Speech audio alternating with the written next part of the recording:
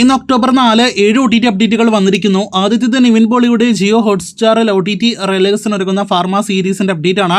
അങ്ങനെ കാത്തിരിപ്പിനൊടുവിൽ ഈ series OTT റിലീസിനായിട്ട് ഒരുങ്ങുകയാണ്.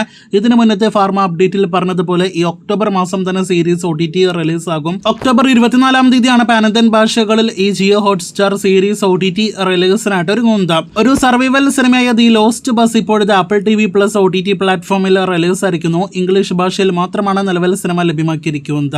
അവർ ഫോൾട്ട് എന്ന വിദേശ സിനിമ OTT റിലീസിനായിട്ട് ഒരുങ്ങുന്നു. ആമസോൺ പ്രൈമിൽ ഈ മാസം ഒക്ടോബർ 16-ാം തീയതി സിനിമ ഡയറക്റ്റ് OTT റിലീസ് ആകുന്നതാണ്. ട്രെയിൻ ഡ്രീംസ് നെറ്റ്ഫ്ലിക്സിന്റെ സിനിമയാണ്. ചിത്രം വരുന്ന നവംബർ 21-ാം തീയതി നെറ്റ്ഫ്ലിക്സിൽ OTT റിലീസ് ആകുന്നതാണ്.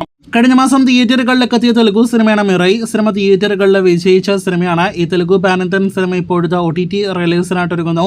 ജിയോ ഹോട്ട്സ്റ്റാറിലൂടെ വരുന്ന ആഴ്ച ഒക്ടോബർ 10-ാം തീയതി സിനിമ OTT റിലീസ് ആകുന്നതാണ്. മലയാളം ഉൾപ്പെടെയുള്ള 4 ഇന്ത്യൻ ഭാഷകളിലായിരിക്കും സിനിമ ആദ്യം റിലീസാകുക.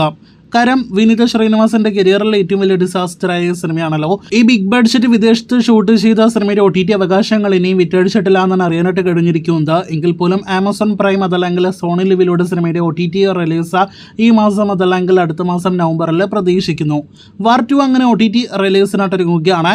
ഓഗസ്റ്റിൽ തിയേറ്ററുകളിലേക്ക് എത്തിയ ഈ വർഷത്തെ വലിയ ഡിസാസ്റ്ററായ ഇന്ത്യൻ സിനിമ കൂടിയായ വാർ 2 നെറ്റ്ഫ്ലിക്സിലൂടെ ഒക്ടോബർ 9-ാം തീയതി അതല്ലെങ്കിൽ ഒക്ടോബർ 10-ാം തീയതി ആയിരിക്കും വരുന്നയാഴ്ച OTT റിലീസ് ആകുക.